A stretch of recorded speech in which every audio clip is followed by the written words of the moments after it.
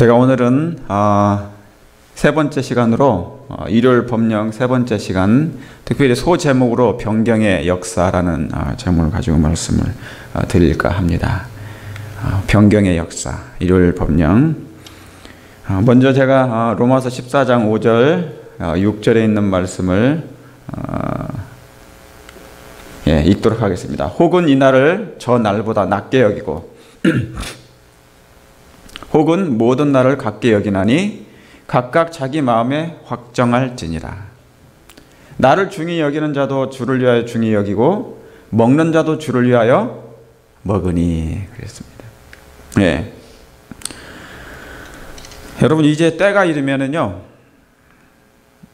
우리의 신앙, 나의 신앙의 결과를 이제 보게 될 것입니다. 반신반의의 그런 정신이나 중간 지점은 이제 통하지 않을 때가 옵니다. 그러면 항상 어떻게 됩니까? 우리의 신앙의 목적을 그리고 목표를 확실하게 정하셔야 됩니다. 이것이 어정쩡하면, 이 부분이 어정쩡하면 어떻게 돼요? 빌라도나 이렇게 시드기야 왕같이 옆에 있는 그 축복을 놓칠 수가 있습니다. 그러므로 여러분, 하나님의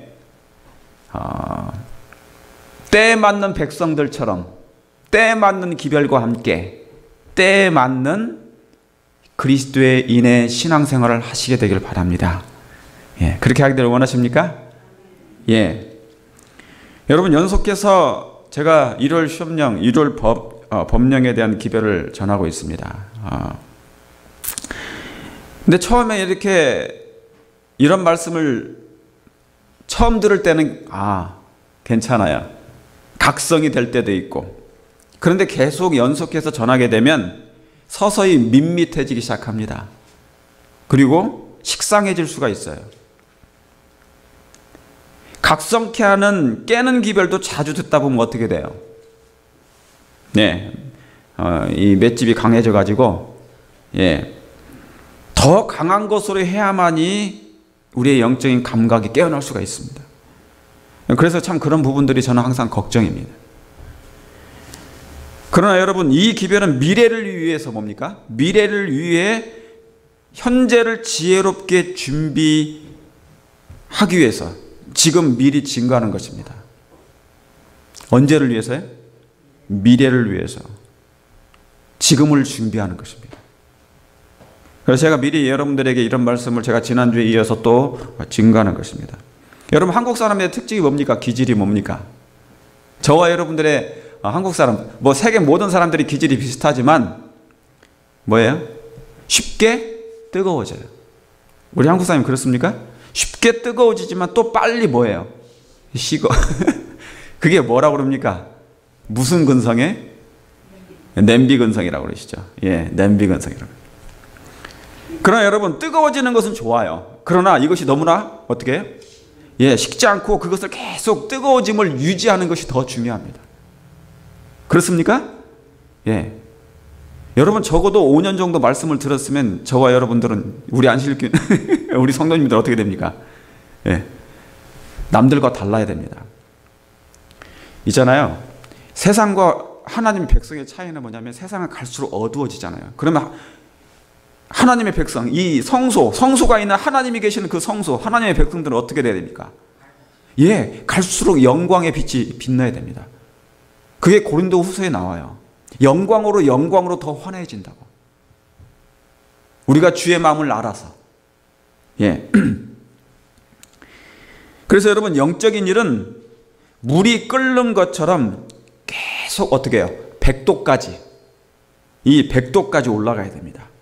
절정에까지 계속 올라가야 돼요.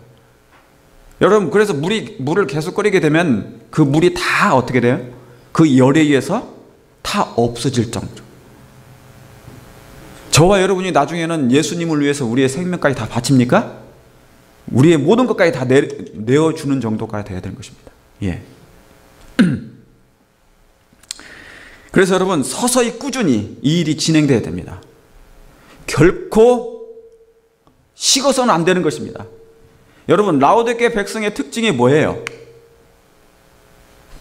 식는 것입니다. 뜨뜻미지근한 것이죠. 그것이 예언이에요. 그런데 그것만 있는 게 아닙니다. 그 말씀 속에는 뭐가 있습니까? 그래서 깨우는 기별이 있어요. 그 뒤에 부자라 부유하여 부족한 것을 모르지만, 나의 벌거벗은 것도 모르지만 안약을 사서 뭐 하라는 거예요? 발라봐라. 그리고 옷을 입으라. 그런 것입니다. 내가 사랑하는 내 자녀에게 책망하여 이르노니, 하나님의 그 마지막 호소가 바로 라도께 백성들에게 보내는 기별입니다. 그래서 여러분, 이것은 돋는 햇빛 같아야 돼요. 돋는 햇빛. 여러분, 떠오르는 태양은 처음부터 뜨거워요? 아니면 서서히 뜨겁습니까? 예, 아침에 이렇게 새벽에 이렇게 일어나면은 서서히 해가 서서히 떠오르죠? 그 빛이 뜨거워요? 아니면은 안 뜨거워요? 그런 것처럼 돋는 햇볕같이 점점 우리의 신앙도 자라고 진리의 말씀도 깨닫는 것이 그렇게 서서히 깨닫는다, 그 말입니다. 예, 그래서 온 세상이 밝아져서 구석구석까지 하나님의 진리의 빛이 증거되는 것입니다. 그래서 여러분, 이 호세 6장 이 4절의 말씀은, 그러므로 우리가 여호와를 알자, 힘써 여호와를 알자, 그의 나오심은 어떻게 돼요? 새벽 빛같이 일정하니 비와 같이 땅을 적시는 늦은 비와 같이 우리에게 임하시리라고 했어요. 그래서 이 말씀은요, 여러분이 매일매일 하나님의 말씀을 깊이 연구하고 명상할 때 어떻게 돼요? 성경 말씀을 경작할 때 이 진리의 깨닫는 것이 점점 풍성해진다는 말씀이에요. 이 말씀이. 그러니까 하나님의 빛이 서서히 태양이 뜨는 것처럼 하나님의 진리의 말씀도 그렇게 이해되어진다, 그 말입니다. 갈수록. 여러분, 천사도 날개를 안 쓰면 어떻게 됐습니까? 굳어요. 굳습니다. 요즘에 어떻게 돼요? 천사들이 요즘에 새천사들이 날개를 접고 살아요. 새천사는 어디입니까? 예, 새천사들이 날개를 접고. 왜요? 왜 날개를 접고 삽니까? 이 세상이 좋아져서 그런 것입니다. 세상을 사랑해서. 그래서 요즘에는 그 새천사의 기별을 대신하는 것이 카톡이죠. 카톡에 계속 날아다니는 것입니다. 여러분, 우리의 뇌도 사용하지 않으면 뭡니까? 쇠합니다. 그러니까 이 뇌가 지력이 개발되려면 깊이 하나님의 말씀을 명상하고 연구해야 됩니다. 제가 저번에 말씀드렸죠. 뇌는 늙지 않는다고요. 뭐 하기만 하면, 활용하면. 그래서 저번에 104세 되신 분이 저희처럼 젊은 정신과 마음을 가지고 있더라고요. 똑같아요. 그러니까 이 뇌를 계속 뭐 하니까? 예, 움직이고 활용하니까. 계속 그분은 책을 보고 연구하고 외우고 그렇습니다. 여러분, 세속화된 우리의 정신이, 그리고 우리의 사상이 고상해지려면 하나님의 말씀, 성경과 예언의 신을 기도하며 묵상해야 됩니다. 여러분, 안식일교회 정체성이 뭐예요? 그냥 있는 게 아닙니다. 하나님의 성경 말씀을 깊이 연구할 뿐만 아니라 하나님께서 마지막 때 이 말씀을 이해할 수 있도록 허락하신 그 작은 빛을 계속해서 같이 연구해야 돼요. 그걸 마음에 담아야 됩니다. 성령에 감동된 이 말씀을 계속 같이 묵상하고 내 마음에 채우게 될 때 은혜가 임하고 우리의 품성이 변해요. 여러분, 이왕에 신앙하는 것 제대로 해야 됩니까? 이왕에 구원 받는 것 확실하게 받아야 되지 않겠습니까? 그렇잖아요. 어정쩡하게 교회 나오고 어정쩡하게 신앙하고, 그것보단 이왕에 우리 예수님 믿는 거 확실하게 믿는 것이 얼마나 좋겠습니까? 예? 만약에 그렇게 하지 않으면 복음이 도망갑니다. 여러분, 복음에는 날개가 달려가지고 내가 원치 않으면요 지체하지 않습니다. 그래서 쉽게 촛대가 옮겨져서 다른 곳으로, 마음이 열린 그런 영혼의 밭으로 빨리 날아가요. 그래서 복음이라는 건 날개가 있는 것입니다. 여러분, 제가 가장 부담되고 압박되는 게 뭔 줄 아십니까? 그게 있어요. 가장 부담되고 압박되는 게 있어요. 이 말씀을 제가 볼 때 그렇습니다. 제가 지난번에도 이 말씀을 제가 했습니다마는 폭풍우가 다가올 때, 여러분, 앞으로 분명히 폭풍우가 다가옵니다. 우리 현실을 좀 직시하시길 바랍니다. 원래 사람은 죄를 범하지 않았다면 늙지 않아요. 죽지 않습니다. 머리가 하얘지지 않습니다. 피부가 늙지 않았습니다. 그런데 이렇게 돼가는 이유는 분명히 뭔가 잘못된 것이에요. 그렇죠? 예, 잘못된 것이에요. 내 마음속에 욕망은 안 그런데 내 마음속은 영원히 살고 싶은데 안 되는 것이에요. 그게 죄 때문에, 사단 때문에 생기는 것입니다. 그렇죠? 예. 원래 행복하고 사랑하고 항상 서로 모든 사람이 형제처럼 영원히 살고 싶은데, 사랑하고 싶은데 그게 이 세상에는 안 되잖아요. 그러니까 뭔가 깨지긴 깨졌어요. 잘못된 세상이 된 것입니다. 이 문제를 예수님이 오셔가지고 해결해 주시려고 오신 것입니다. 그것을 말씀을 통하여 이해해 시켜주시려고. 자, 폭풍우가 다가올 때, 여러분, 우리가 늙는 것도 하나의 폭풍우입니다. 육적인 폭풍우예요. 그러나 앞으로 영적으로 다가오는 폭풍우가 있는데, 폭풍우가 다가올 때 셋째 천사의 기별을 믿노라고 뭐 하면서요? 공언하는. 공언에 오면서도 진리를 순종함으로 성화되지 못한 많은 부류의 사람들은 그들의 위치를 떠나 반대편에 가담할 것이다. 저는 이 말씀이 너무 부담스럽습니다. 자, 제가 좀 더 읽어볼게요. 그들은 세상과 연합하고 그 정신에 동참해 왔으므로 모든 것을 세속적인 사람들과 거의 동일하게 생각해 왔다. 누가요? 하나님 믿는 사람들이. 세상 사람과 같다, 그 말입니다. 그러므로 시험이 올 때 그들은 평안하고 인기 있는 편을 택할 준비가 됐다는 것이에요. 여러분, 이 말씀은 참 마음이 괴로운 말씀이에요. 듣기 싫은 말씀인데, 그리고 너무너무 부담스러운 말씀이에요. 저는 이 말씀에 대해서 너무너무 부담스러운 것이, 여러분, 여기에 폭풍우가 다가올 때 세천사의 기별을 믿는, 세천사의 기별은 어느 교회가 믿습니까? 장로교회입니까? 감리교회입니까? 어느 교회입니까? 예, 안식일교회, 우리 교회, 재림교회예요. 다른 파도 아닙니다. 우리 파입니다. 그런데 여기 뭐라고 써 있습니까? 공원에 오지만 뭐가 안 되면요? 예, 성화가 되지 않으면. 그런데 그냥 성화가 아니에요.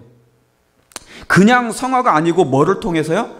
진리를 통해 성화되지 않으면 많은 사람들이 어디 편에 쓴다고요?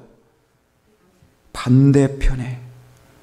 여러분, 그러니까 얼마나 마음이 괴로운 말씀입니까? 만약에 성화가 안 되면, 이 문제가 해결되지 않으면은요, 어디 편에요? 아군이 적군이 된다는 말씀이에요. 사단의 편에 쓸 수밖에 없는 형편에 있단 말입니다. 이 말씀을 깨닫는 저로서, 여러분으로서 어떻게 되겠습니까? 그냥 지나칠 수가 없어요. 그러면 어떻게 됩니까? 반대편에 서지 아니하도록 어찌하든지 백성들을, 예수님을 바라보게 하고 그렇게 해야 되지 않겠습니까? 이 말씀은 너무 큰 부담. 그래서 실컷, 여러분, 실컷 안식일 잘 지키고 구원받을 것 같이처럼 나왔는데 뭐예요? 만약에 반대편에 가담해버리면 이 얼마나 억울하고 통곡할 일이냐, 그 말입니다. 제가 우리 아이들에게 어저께 비슷한 말씀을 예배 드릴 때 읽었어요. 예배 드릴 때. 그 자리에 너희들이 있지 말라고. 그 자리에 절대 있었으면 안 좋겠다. 제발 하나님 편에 있어라. 하나님 편에 있어라. 여기 선택하는 얘기가 나옵니다.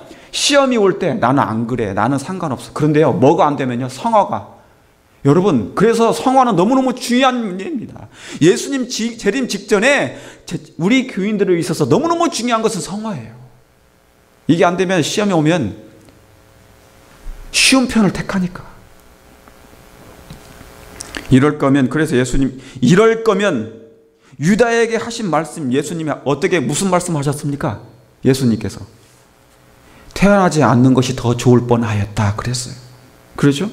멸망당할 것 같으면 왜 그렇죠, 맞아요. 나의 의지와 상관없이 우리가 태어나긴 했지만 이제는 우리의 동의와 의지를 가지고 일을 해야 된다, 그 말입니다. 그러므로 여러분, 무엇을, 어떤 일을 하시든지 우리의 마음 가운데, 여러분 마음 가운데는, 하나님, 제가 이렇게 살아도 되겠습니까? 언젠간 하나님의 말씀대로 꼭 그렇게 살기를 제가 원합니다. 현재 저의 형편을 좀 불쌍히 여기시고 언젠간 주의 말씀대로 살기를 원한다고 그렇게 간절히 마음속으로 기도하시길 바랍니다. 예수님을 붙들기 바랍니다. 그러면 하나님께서 그 말씀을 기억해 주세요. 그래서 언젠간 세속적인 힘보다 영적인 힘을 더 하나님께서 주셔서 그 힘으로 그걸 이기게 하십니다. 아시겠습니까? 선으로 악을 이기게 하신다 그 말입니다. 그러므로 뭡니까? 하나님의 은혜로, 그리스도의 은혜로, 성령의 은혜로 말씀을 통해 우리 변화되어야 됩니다. 성화되어야 됩니다. 여러분 현미쌀 아시죠? 우리 한 집사님이 현미쌀을 다 씻어가지고 이제 밥통에 넣죠, 그죠? 그냥 밥을 지어요. 밥을 지면 뭐가 적으면 밥이 안 돼요? 물이 적으면 밥이 안 돼요. 물이 적어서 물이 부족해가지고 밥이 안 되면 그걸 먹으면 무슨 밥 돼요? 꼬두밥 돼요. 그럼 먹을 수가 있습니까? 없습니까? 없어요. 여러분 성화란 그런 것입니다. 우리의 매일의 생활 속에서 과일이 익다가 덜 익으면 땡감이 돼요. 써서 못 먹습니다. 똑같습니다. 성화란 익어야 됩니다. 곡식이 돼야 하나님께서 우리를 데리러 오실 수밖에 없는 것이죠. 여러분 이해하십니까? 성화란 그런 것입니다. 그래서 여러분 성화가 안 되면, 하늘의 적합한 품성이 안 되면 하나님이 데려가실 수도 없고 그 사람이 가고자 싶어도 본인이 거기에 어울리지 않으니까 스스로 저는 거기에 갈 수가 없습니다라고 얘기하는 것입니다. 여러분 누룩이라는 거 아시죠? 이스트. 옛날에 우리 어렸을 때 어땠습니까? 밀가루에다가 이스트 넣으면은 하고 아랫목에다가 넣죠. 따뜻한 아랫목에다가 이불 덮어가지고 놓으면 그 다음날 아침에 어떻게 돼요? 부풀어 오릅니다. 여러분 죄는 그런 것이에요. 죄는 있잖아요, 꾸준히 변질시킵니다. 지금 우리의 마음 가운데, 우리의 몸에 죄인이 됐기 때문에 그것이 변질돼서 우리의 몸의 형편이 바로 이런 것입니다. 여러분 죄가 증가하는 것은 사단이 살아있다는 증거예요. 죄가 증가하는 것은 사단이 살아있다는 증거예요.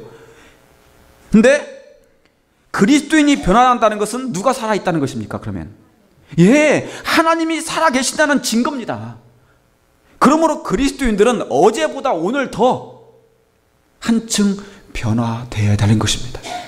이것은 정말 필수적인 일입니다. 그리스도인들에게서. 그래서 여러분 변화없는 단조한 생애는 사단이 기뻐합니다.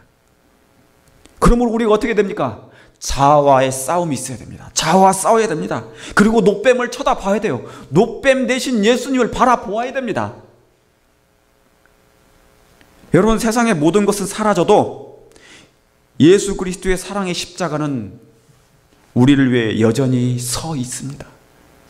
하나님은 우리의 구원자로서 여전히 항상 계십니다. 나의 이름을 부르는 자에게, 나를 부르는 자에게 주님께서 뭐 하셔요? 나는 너의 구원자라고 말씀하신다고 그랬어요.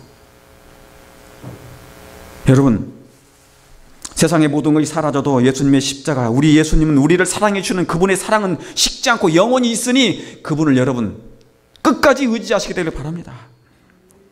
여러분 제가 또 하나 부담이 있는 것이 있습니다. 여기 있는 이 말씀이에요. 마가복음 7장 27절에 있는 말씀입니다. 예수께서 이르시되 자녀로 먼저 배불리 먹게 할지니 자녀의 떡을 취하여 개들에게 던짐이 마땅치 아니하니라.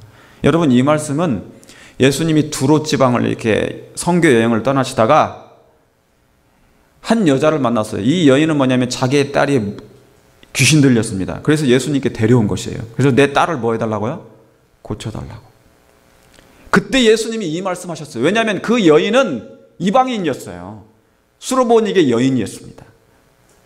그때 예수님이 이 말씀하셔요. 예수께서 이르시되 자녀로 어떻게 해요?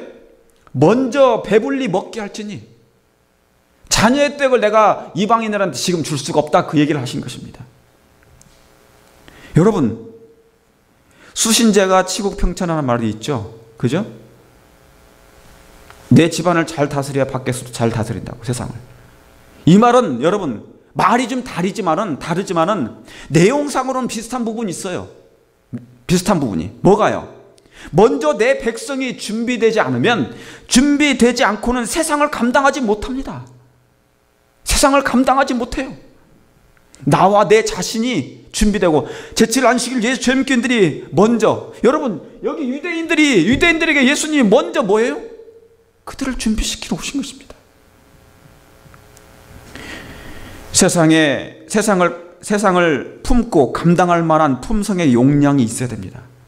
기존의 성도들이 말씀으로 전신 갑주를 입고 입지 않는데 어떻게 하나님께서 세상을 우리에게 맡길 수 있다 말입니까? 그건 안 되는 거예요. 그래서 여러분, 이 말씀은 여러분 남은 교회에 대한 말씀이에요. 남은 교회가 먼저 말씀을 받았으니 품성 또한 먼저 준비되어야 하는 것입니다. 그러니까 자녀로 먼저, 이스라엘 백성들이 먼저 영적으로 풍성이 말씀으로 무장하고 준비되고, 그죠? 품성도 변하고, 그런 다음에 그 풍성한 양식을 가지고 세상에 나눠줘야 된다, 그 말입니다. 그런데 이 이스라엘 백성들 자체는 여전히 뭐예요? 영적인 지혜도 없고 지식도 없고 하나님에 대해서 알지 못하는 것입니다. 그런데 어떻게 이런 유대인들에게 세상을 맡길 수 있냐, 그 말입니다. 여러분 압니다. 지금 정말 이방인들이 중요합니다. 세상에 있는 아직 하나님을 모르는 사람들, 정말 진리를 깨닫지 못하는 사람 너무너무 중요해요. 그런데 그래서 지금도 많이 들어오고 있습니다. 조금씩 침례받고 들어오고 있습니다. 그러나 하나님께서 한꺼번에 많은 사람들을 보내지 않습니다. 왜요? 우리 교회가 뭐하지 못할 거니까. 감당하지 못할 거니까. 여러분 침례 몇 사람 받아가지고 이렇게 매년 몇 사람 받아가지고 어느 세월에 이 사업이 마치겠습니까? 이런 식으로는 사업이 끝나지 않습니다. 이 일은 하나님의 능력으로 끝나게 되어 있습니다. 그러므로 영적 이스라엘 백성들이 남은 자손이라 하는 백성들이 먼저 확실하게 준비되어야 됩니다. 그러니까 뭐예요? 예수님도 먼저 유대 백성에게 오신 것입니다. 뭐 하려고요? 제자를 준비시키려고 오신 것이에요. 근데 그 유대인들은 예수님을 거절하고 죽인 것입니다. 그래서 촛대가 어떻게 돼요? 그래서 옮겨진 것입니다. 여러분 로마서 14장 5절 6절에 혹은 이 날을 저 날보다 낮게 여기고 혹은 모든 날을 같게 여기나니 각각 자기 마음에 확정할지니라. 나를 중히 여기는 자도 주를 위하여 중히 여기고 먹는 자도 주를 위하여 먹으니 그랬습니다. 여러분 이 말씀은 여기 날에 대해서는 얘기가 나오죠. 이 날보다 저 날보다 낮게 여기고 모든 날을 같게 여기나니 그래요. 여러분 여기에 있는 이 말씀은 안식일에 대한 날이 아니에요. 안식일 날, 오늘 이 세보스 이 날을 얘기하는 게 아니에요. 근데 어떤 교회는 막 갖다 붙여요. 그냥 봐라 여기 이 말씀 있지 않느냐. 일요일이든 안식일이든 뭐가 중요하냐. 날이 중요한 게 아니다. 아무 날만 예배 드려도 상관없다는 것이에요. 여러분 매일 예배 드려도 좋죠.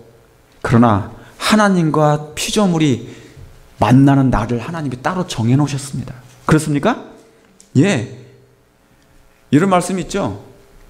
우리 미국 여행하시다 보면은 도로가에 한참 가다 보면은 무슨 에어리어가 나옵니까? 레스트 에어리어가 나옵니다. 세버스는요, 안식일은 레스트 에어리어예요. 일주일에 한 번씩 우리는 영적인 레스트 에어리어에 가서 쉬어야 됩니다. 그렇습니까? 그렇게 하나님께서 이 레스트 에어리어를 만들어 놓으신 것입니다. 영적인 제7일 안식일 날은 우리의 몸도 쉬고 영적으로 하나님과 교제하고, 그때 하나님의 은혜의 빛이 우리의 마음을 비추면 우리의 품성이 더 예수님을 닮아간다 그 말입니다.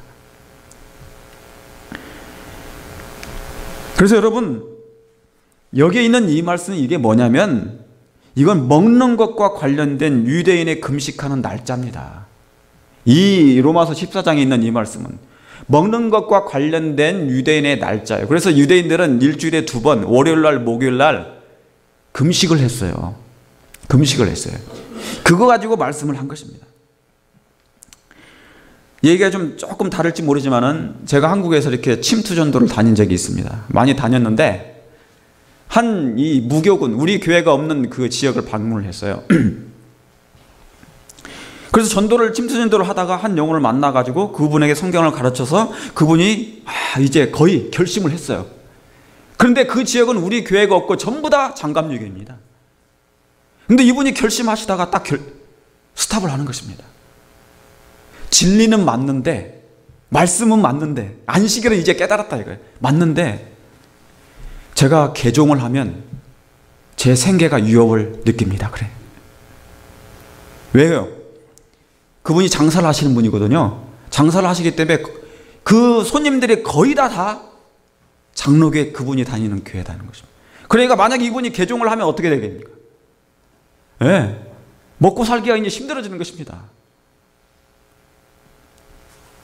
여러분, 그러나 언제까지 진리의 요구를 거부해서는 돼요, 안 돼요? 안 돼요. 하나님께서 우리에게 빛을 주십니다. 사람에게 있잖아요. 한 영혼들에게 하나님께서 당신을 영접할 수 있는 여러 번의 기회를 주셔요. 자꾸 말씀을 통해서 주든지 당신의 종들을 통하여 전도지를 통해서 주든지 말씀의 빛을 계속 주셔요.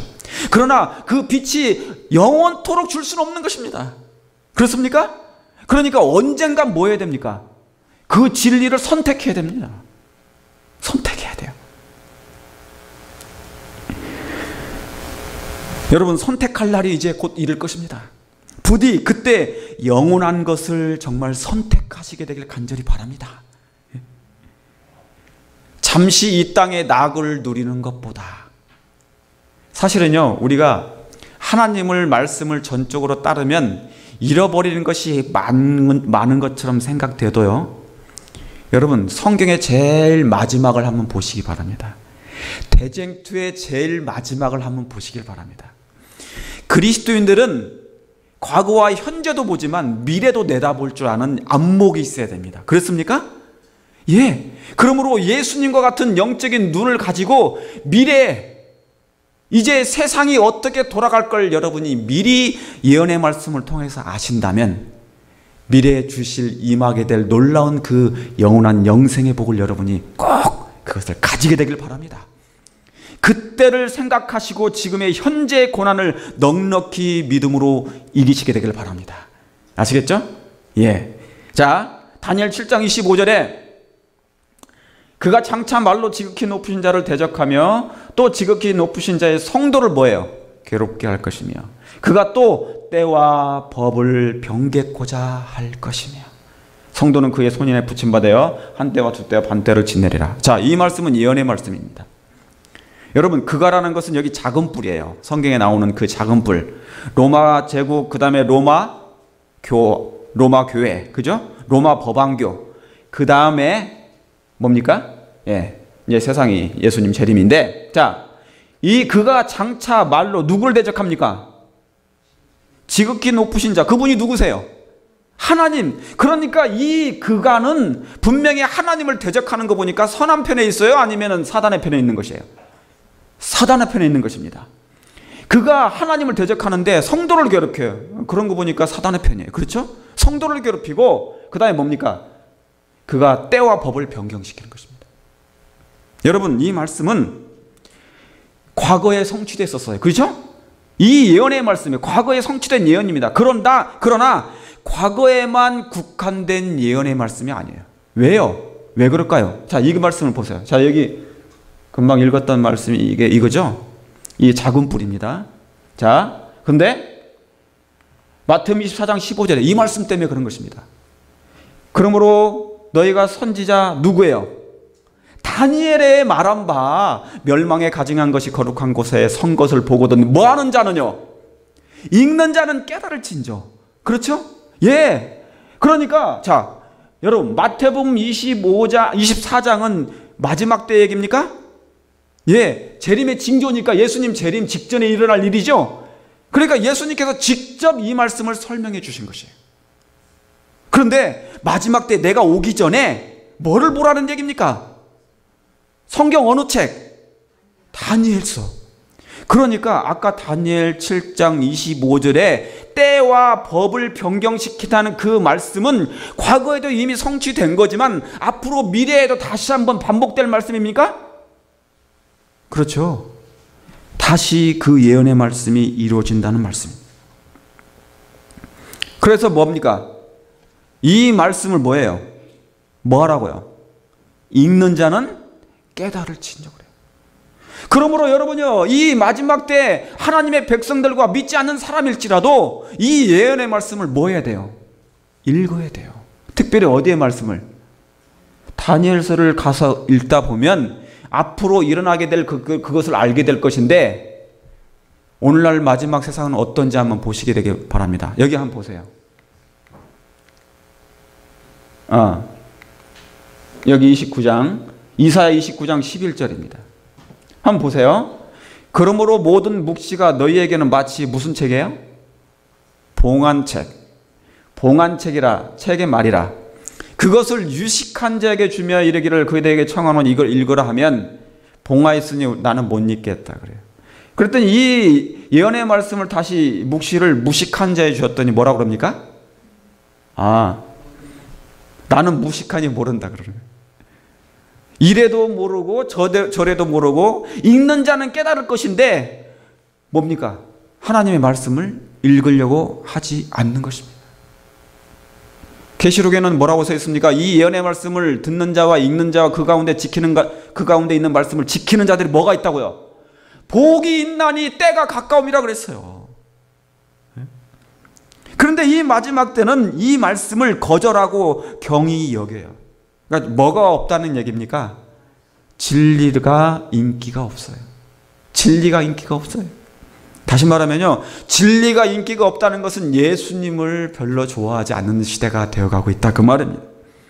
성경에 대한 믿음이 휴거되고 있습니다. 휴거, 사라지고 있어요. 여러분, 그럼 어떻게 됩니까? 어떻게 되는 것입니까? 미래의 휘장이 닫혀요. 개인적으로 미래에, 우리의 영원한 미래 운명이 그 휘장이 닫혀버려요. 그래서 요즘에 막 여러분, 평안할 때는 사람들이 있잖아요, 나보다 높은 더 신적인 존재를 찾지 않습니다. 그러나 위기가 오면 뭐예요? 인간의 연역을 넘어선 또 다른 능력을 자꾸 도움을 받고자 나가요. 그래서 사람들이 전보로 다니는 것입니다. 신의 영역이라고 생각해서 나의 미래를 알아보려고. 장래가 뭐하니까? 두려우니까. 근데 여러분, 지금부터 2500년 전에 다니엘에 의해서 예언된 이 말씀, 때와 법에 대한 그 변경 예언에 대한 이 말씀, 이 변경은, 때와 법의 변경은 AD 321년에 콘스탄티누스 황제와 유세비스 그 사람들에 의해서 제정이 됐어요. 그래서 안식일이 있잖아요. 안식일이 일요일로 바뀌게 된 거예요. 이것을 제정을 한 것입니다. 그때 로마 때. 근데 여러분, 이 때와 법이, 하나님의 거룩한 날과 하나님의 거룩한 율법이 변경된 이 사실, 이것이 이런 일요일 준수 운동이 받아들일 수 있는 뭐가요? 영적인 환경이 조성된다는, 영적인 환경이 조성된다면 어떻게 돼요? 조성되기만 하면 이런 배도의 길이 만들어지는 것입니다. 그러니까 과거에도 이런 때와 법을 변경시켰지만 앞으로도 어떤 환경이 만들어지면요, 그런 영적인 환경이, 영적인 상태가 만들어지기만 하면 이 법은 다시 부활하게 된다 그 말입니다. 한 사람이 최상권에 대한 욕망이 있어요.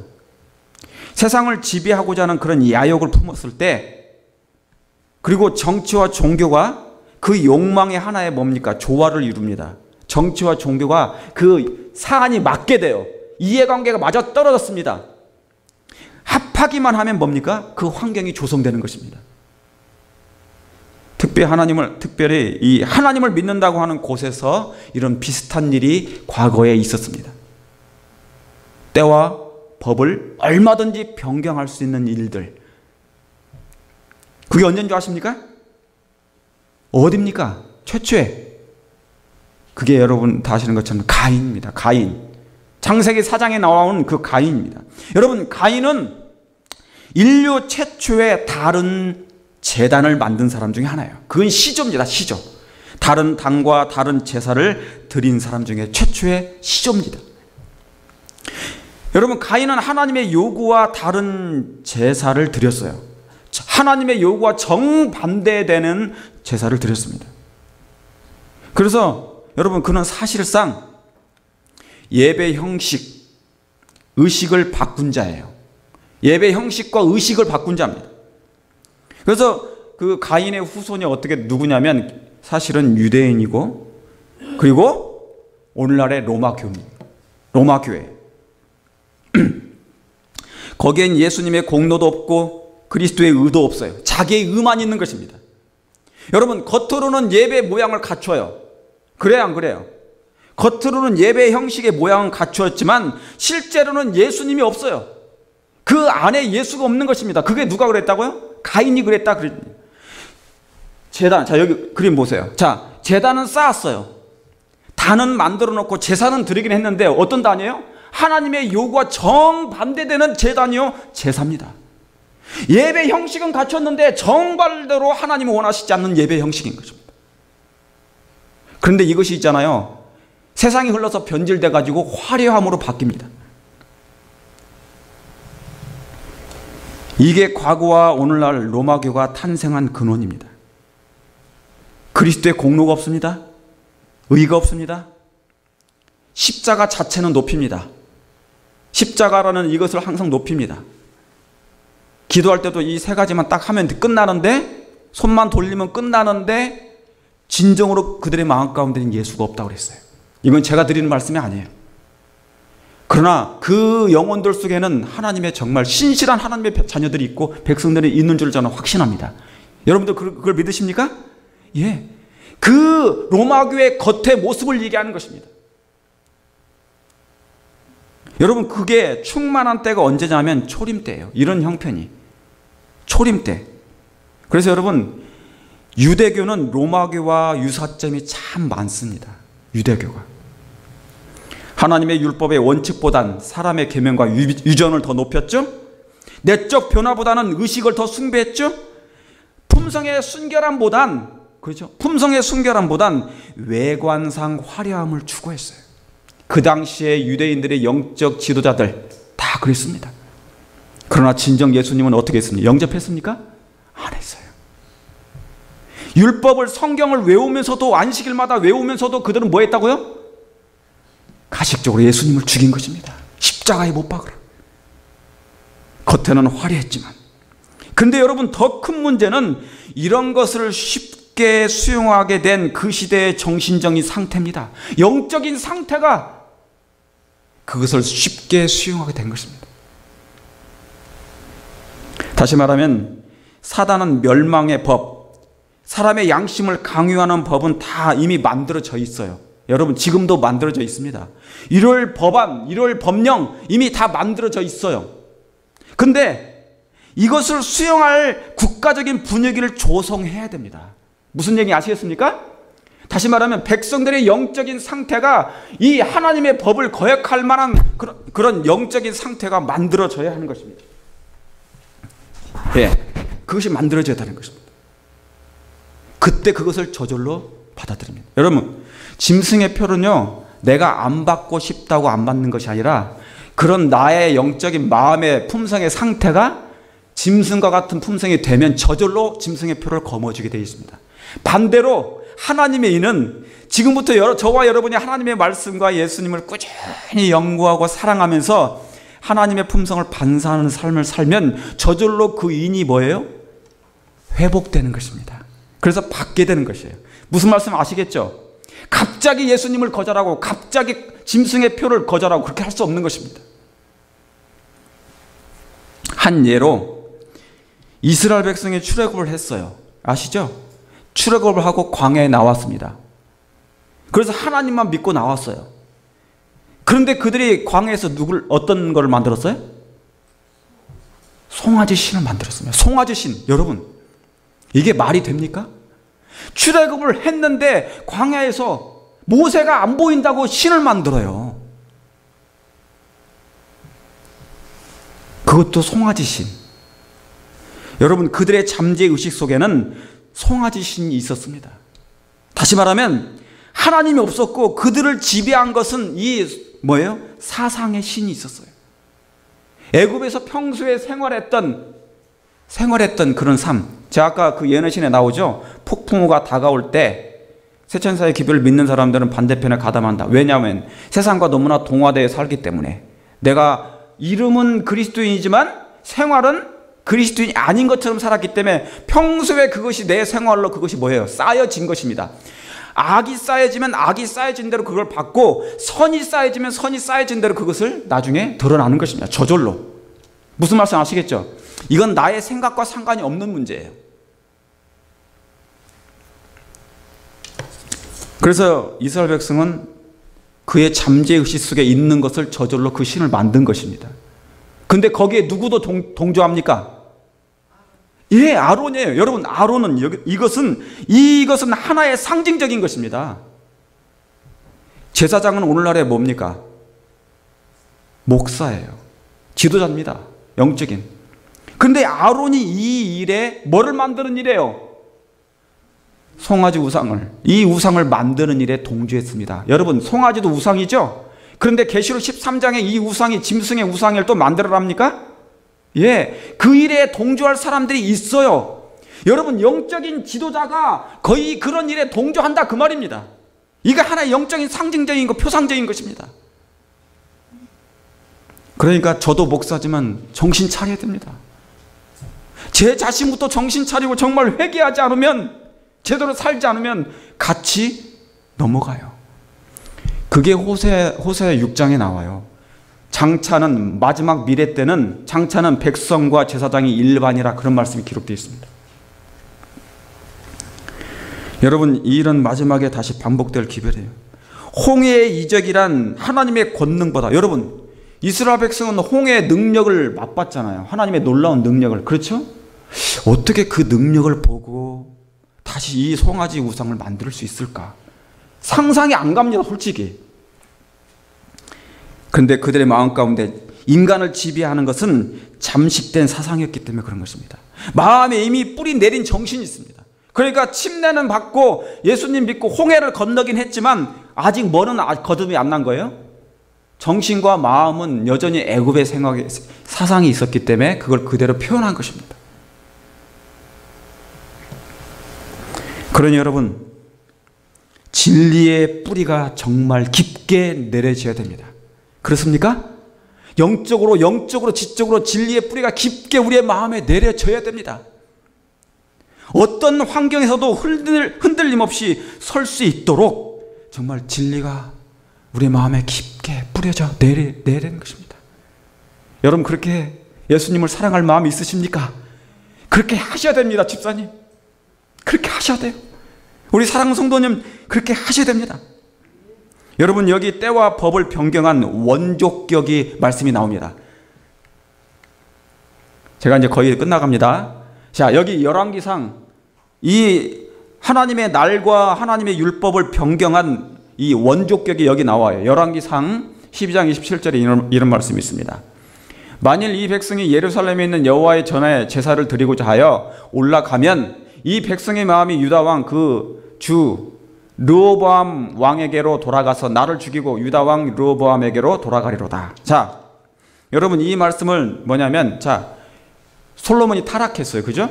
솔로몬이 타락했어요. 타락해가지고 하나님을 떠났습니다. 하나님을 떠난 다음에 하나님께서 자기 아들과 이 나라를 쪼개버려요. 아들과 신하에게. 한 사람은 북방 이스라엘은 여로보암 왕이고, 그 다음에 뭡니까? 자기 아들이, 남방 유다는 르호보암 왕이 이제 통치를 하게 됩니다.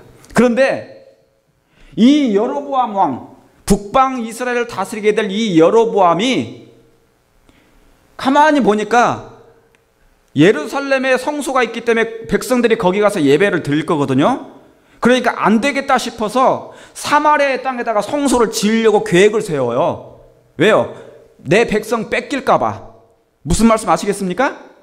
예, 내 백성을 뺏길까 봐, 자기 백성을 빼앗길까 봐 성소를 따로 만듭니다. 다시 한번 예배당을 따로 만들어요. 그게 여기에 이 말씀이에요. 자, 그러기 전에 여러분, 솔로몬이 왜 타락했습니까? 솔로몬이 누구 때문에 타락했어요? 결정적인 게? 예, 여자들입니다. 여자 문제예요. 참 여자는 신기해요. 정말 신비하고 신기합니다. 세상을 움직이는 건 남자지만 그 남자를 다스리는 분 누구예요? 예, 그 남자를 움직이는 사람은 여자인 것입니다.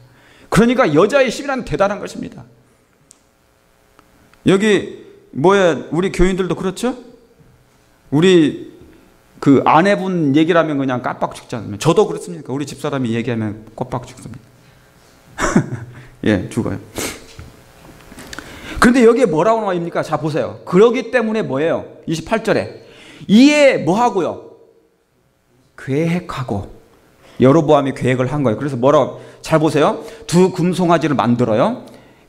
만들고 무리에게 말하기를 너희가 다시는 예루살렘에 올라갈 것이 없도다. 이스라엘아, 이는 너희를 애굽 땅에서 인도하여 올린 너의 뭐라고요? 신이라 하고, 하나는 베델에 두고 하나는 단에 하나님의 성소를 따로 만들어요. 그러니까 제단을 따로 만듭니다. 마치 누구처럼? 가인처럼. 여러분, 여기서 그치는 게 아니에요. 하나님 대신에 송아지 신을 만들고 예배 장소도 바꾸고 다른 이 단으로 바꿔요. 근데 여기서 끝나는 것이 아니고요. 여기 31절 32절에 보시기 바랍니다. 뇌의 자손이 아닌 보통 백성으로 뭐를 삼아요? 제사장을 삼아요. 목사를 아무나요. 여러분, 요즘의 세상에 목사 안수 받는 거 너무너무 쉽더라고요. 세상에서는 그냥 목사 안수를 그냥 자기 교회에서 그냥 아무나 안수 주더라고요. 예? 뇌의 자손이 아닌 보통 백성으로 제사장을 삼고 8월 곧 그 달 15일에, 여러분 이 말씀을 잘 보셔야 됩니다. 8월 곧 그 달 15일 절기를 정하여 유다의 절기와 비슷하게 하고, 뭐 어떻게 하고요? 예배 날을 바꾼 것입니다. 그것도 비스무리하게 하나님의 날과 비슷하게 예배 날도 바꿔버려요. 누가요? 여로보암이. 여러분, 이 일은 이스라엘 백성 중에 그 나라에서 있었던 일입니다. 그리고 저 밑에 보면 저가 자기 마음대로 정한 달, 곧 8월 15일. 여러분, 제사장도 바꾸고 예배 날도 바꾸는 것입니다. 여러분, 여기서부터 이스라엘은 이상한 예배가 시작되기 시작했습니다. 다른 복음이 시작됐어요. 마치 안식일이 일요일로 바뀐 것처럼요. 여러분, 사단은 때와 법을 바꾸는 명수입니다. 사단은 바꿔치기의 규제입니다. 변경의 달인이에요. 변경의 달인. 그러므로 그의 계획은 변하지가 않습니다. 과거나 현재나 미래에도 변하지 않습니다. 그러니 또 한 번 마지막 때와 법을 바꿔놓게 될 것입니다. 짐승의 우상을. 근데 사람들은 이것을 어떻게 합니까? 여러분 생각해 보세요. 저 잠깐 보세요. 아까 송아지 우상을 만들었죠. 그죠? 아론이 송아지 우상을 만들었더니 그걸 찬양합니다. 여로보암이 송아지 우상을 만들어 놓고 다른 제단을 만들어 놓고 다른 제사장을 만들어 놓고 날짜도 바꿔놨더니 사람들이 모여요, 안 모여요? 모였어요, 안 모였어요? 모였잖아요. 그런데 계시록 13장의 4절에 뭐라고 나옵니까? 이상히 여기어 그 짐승을 세상에 어떻게 한다고요? 따른다고요. 그러니까 마지막 때 그 일이 다시 반복돼요. 하나님의 말씀인 성경과 전혀 반대된 그런 예배와 제단과 날을 바꾸는데도, 예배 날짜까지 바꾸는데도 불구하고 그를 따라서 예배하는 사람이 있다, 그 말입니다.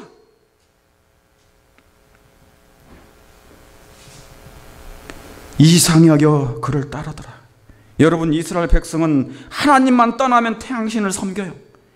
애굽이 지배할 때는 송아지 신을 섬기더니 바벨론이 지배할 때는 동방태양을 섬겨요. 여러분, 이스라엘 백성 하나님만 떠나면 동방태양을 섬겼습니다. 그러니까 태양신은요, 옛날부터 있었습니다. 이미. 오늘날 일요일은 태양을 숭배하는 날입니다. 역사적으로 여러분 야후닷컴에 들어가서 한번 쳐보세요. 다 나옵니다. 일요일 숭배 역사를 딱 나와요. 그게 오늘날 일요일날 예배 드리는 것입니다. 제가 옛날에 말씀드렸죠? 저는 오늘 그걸 말씀드리는 것이 아닙니다. 여기 보세요. 에스겔 8장 16절에 제가 이제 끝납니다. 그가 또 나를 데리고 여호와의 전 안뜰에 들어가시기로 보니 여호와의 전 문 앞 현관과 제단 사이에 약 몇 명이요?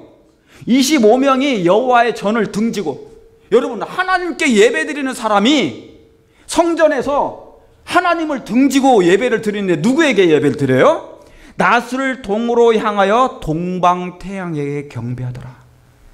여러분, 이게 그 당시에 바벨론에서 있었던 일입니다. 하나님의 백성들이 성전에서 하나님께 예배를 안 드리고 하나님께 등을 돌리면서 태양에게 숭배하는 얘기입니다. 여러분, 이 말씀은 뭐예요? 그렇게 신실했던 이스라엘 백성들도, 신실한 것처럼 보였던 이스라엘 백성들도 하나님을 떠나면 태양을 숭배합니다. 여러분, 이 말씀은, 이 예언의 말씀은 마지막 다시 한번 일요일 준수 운동이 일어납니다. 그게 일요일 법령으로 돌아가요. 짐승의 우상을 만들라. 계시록 13장 14절 15절에 있는 그 말씀이 다시 한번 성취된다, 그 말입니다. 존경하는 태양의 날인 일요일 준수를 하게 될 것이라는 그 말입니다. 사랑하는 성도 여러분, 하나님도 남은 백성이 있지만 사단도 끝까지 세상을 기만할 것입니다. 그러므로 성도 여러분이시여, 이 예언의 말씀을 미리 지금 들으셨으니, 듣고 아셨으니 하나님의 말씀으로 전신갑주를 정말 잊게 되기를 원합니다. 그렇게 하기를 원하십니까? 예. 그래서 그날에 우리가 서야 되지 않겠습니까? 그 사랑의 예수님을 만나야 되지 않겠습니까? 사랑하는 성도 여러분, 제가 정말 간절히 호소합니다. 우리를 사랑해 주신, 우리를 사랑하여 죽으신 예수님을 정말 끝까지 마음으로 사랑하시게 되기를 간절히 바랍니다. 그리고 진리의 말씀과 그리스도와 같은, 예수님과 같은 품성으로 무장해서 사단의 모든 유혹으로부터 승리하시는 저와 여러분 되시길 간절히 바라면서 오늘 말씀을 줄이겠습니다.